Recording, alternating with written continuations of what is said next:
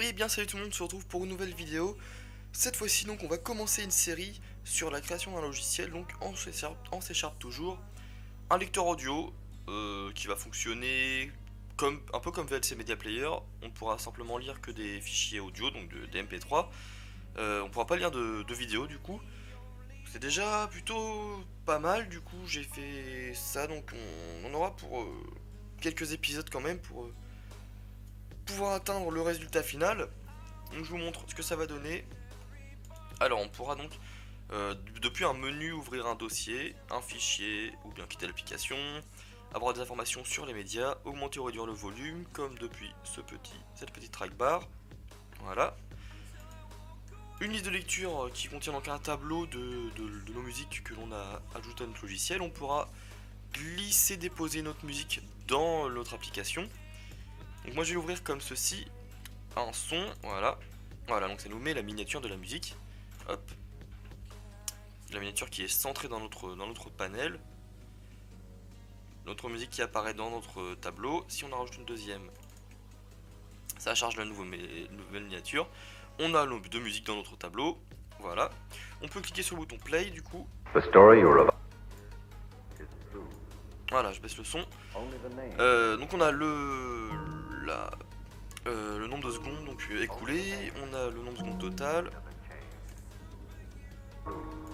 On peut donc modifier le temps. On peut changer de musique. Voilà.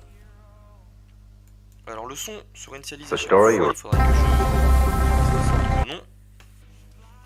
On peut donc mélanger notre liste, donc là il n'y a que deux chansons, mais si j'ouvre un dossier avec du coup plusieurs musiques, voilà, on aura donc la possibilité de mélanger notre liste pour faire une lecture aléatoire. La possibilité donc de stopper notre musique, voilà, comme ceci, en forçant, lecture en boucle, tout ce qu'il y a de... Enfin, un logiciel quand même plus ou moins complet, voilà, on peut écouter notre musique mais les faire des petits trucs en plus, c'est sympathique. Et maintenant donc on va voir comment faire ça tout de suite. Tout de suite on va faire notre interface, on va pas coder aujourd'hui, maintenant. Hop. Très bien, application Windows Form, on crée donc notre projet. On va l'appeler lecteur audio, allons placement de votre choix. Donc on va un petit peu recopier ce que j'ai fait. Enfin un petit peu, on va recopier ce que j'ai fait tout simplement. Impeccable. Alors, on va le nommer lecteur audio ici. Oulala, ça commence. On va démarrer notre application au center screen, voilà, dans le centre de notre écran. On va définir une taille donc de 1200 par 800 pour le moment, voilà, pour développer. On va définir une taille minimum aussi, par exemple minimum en 800 par 600, ce qui permettra d'empêcher un redimensionnement un peu abusif pour l'utilisateur. Et donc comment ça fonctionne l'interface? Ça fonctionne à base de panels et d'un menu en haut. Donc les panels c'est très pratique pour redimensionner notre application correctement. Hop. Donc on va utiliser un panel juste ici qui va donc me permettre de nous mettre nos contrôles pour contrôler notre musique, avec le bouton play, précédent, suivant, etc. Donc il est assez petit. Voilà, comme ça je pense que ce sera pas mal. On l'étire au maximum, on va l'appeler panel controls. On va mettre une encre à droite et à gauche pour permettre de le redimensionner correctement lorsqu'on a grandi ou réduit la fenêtre.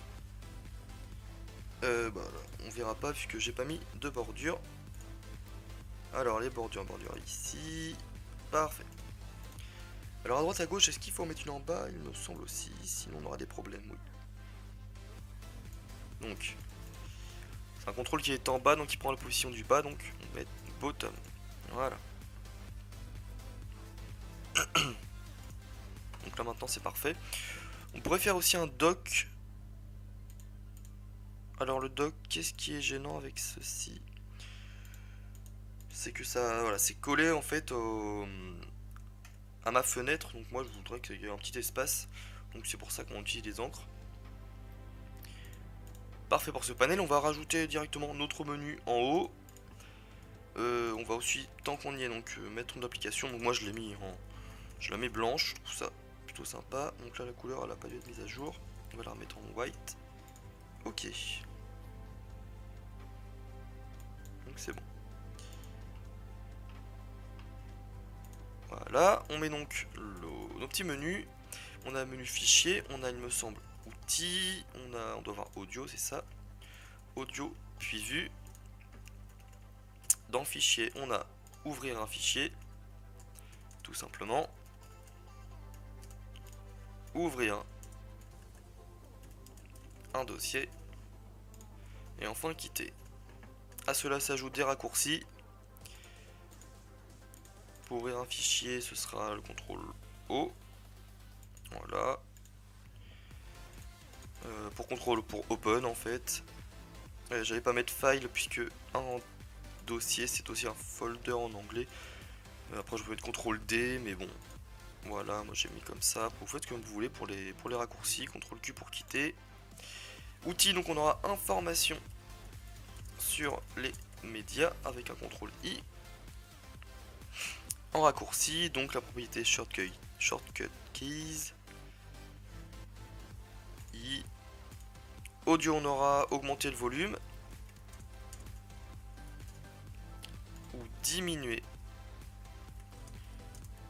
le volume. Toujours un petit raccourci pour faciliter la vie des utilisateurs.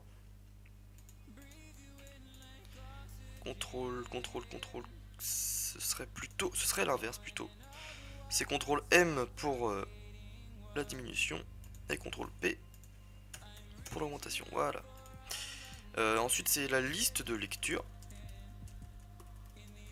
Il me semble. Oui. On peut mettre un petit L majuscule. Voilà. Avec un raccourci CTRL L. Hop là. Ok, donc ça c'est fait. On peut donc vérifier que notre menu fonctionne correctement. Voilà, c'est nickel. On va l'appeler menu. On n'aura qu'un menu, de toute façon, menu ou main menu par exemple. Voilà. On va rajouter du coup le panel qui va nous servir pour stocker donc le temps écoulé, le temps total et donc la position de la musique. Juste au-dessus de l'autre que l'on a déjà mis précédemment. Comme ceci, donc c'est pareil, il va pas être plus grand du tout. Voilà. Donc ici on va l'appeler, je sais pas, le panel track. Pour le moment. On va mettre pareil une bordure, on va mettre aussi en left, right, bottom. Dans le border tile. Voilà. Ensuite le panel du coup qui va nous servir à placer notre média. Juste là. Juste là. Alors on va l'appeler panel média. Média ou audio vu que finalement c'est juste un audio qu'on met, mais je mets média parce qu'on met une image dedans. On va mettre en black comme ça on saura bien où il se situe celui-là. Avec pourquoi pas une bordure en 3D là, fixette 3D, voilà. Ensuite, tac. Celui-ci sera ancré donc dans toute l'application. Alors pareil, si je le dock en fil, voilà, donc vous voyez, ça va prendre toute la place. Donc c'est pas terrible. Donc ici, si on vérifie bien, j'ai pas ancré les autres. Ah bah non, d'accord. Voilà. Left, right. Voilà. Ah oui, d'accord, j'ai ancré le... J'ai pas touché. Ah oui, comme je l'ai docké, du coup, c'est vrai que ça s'est enlevé. Donc récapitulons. Donc là, on a un petit problème. On va voir ça. Bottom, left, right. Et ici, bottom aussi. Voilà, donc pour le panel contrôle qui est tout en bas, ce sera bottom, left, right. La même chose pour celui du haut. Et pour le gros, ce sera donc tous les côtés. Afin d'avoir une interface, on va dire responsive, qui s'adapte donc au redimensionnement Voilà. On va rajouter les boutons du coup qui vont correspondre à nos contrôles. Hop. Alors je me souviens plus vraiment de la taille du bouton. Comme ça, donc BTN Play. Donc vous aurez dans la description un lien qui va permettre de télécharger tous ces petites icônes. Images. On va aller d'abord dans... Non, on va aller là. Ça devrait le faire. Je pense que je peux tous les importer. Voilà, on importe tout directement. Parfait. Donc là, on a le play. Et on le met là. Ok, donc on peut peut-être réduire un petit peu. Je pense pas qu'il était aussi grand. Voilà, ok. Ensuite, un autre bouton. Un petit peu plus petit sur cette fois-ci. Hop. On enlève le texte. Celui-ci, c'est le bouton Previous, précédent. On va mettre une petite image. Alors, le Previous Song. Comme ceci, voilà.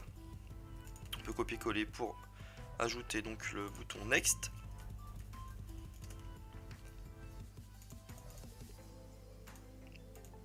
Parfait. Ensuite, on va mettre en haut milieu, voilà, quelque chose de moins large. Pour le bouton stop. Comme ceci. Et ensuite, on va mettre la lecture en boucle. Qui sera du coup un petit peu plus grande. Enfin, le bouton sera un peu plus grand. Voilà. Alors, lecture en boucle, image. C'est ici. Loop playback. On va juste mettre BTN loop ici. Ok, on va mettre un bouton de même taille. Oulala, voilà. BTN du coup random pour le bouton aléatoire. Image qui sera là, on aura le petit random là. Ok, c'est parfait, donc on a une interface qui est sans doute pas à 100% la même que celle-ci, mais au moins ça y ressemble. Ok. Alors, on va rajouter le petit volume à droite. En enlevant le tick style, en enlevant l'auto size, comme ça on peut réduire la taille de ce truc.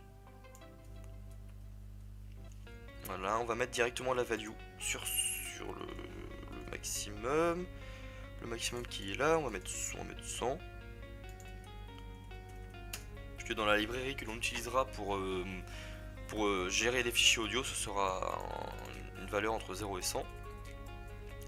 Pour gérer le volume, donc on va l'appeler trck volume. Impeccable. L'encre, on va l'ancrer à droite puisque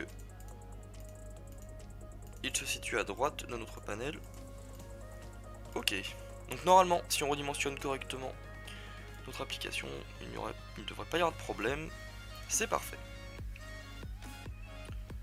Ok. Donc du coup, bah écoutez, on va se quitter là pour cette vidéo.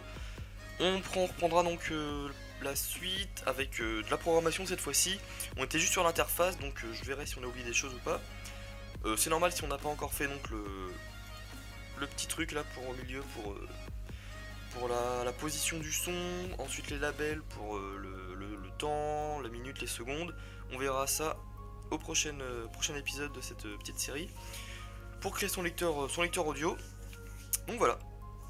Je vous dis à la prochaine. Salut tout le monde.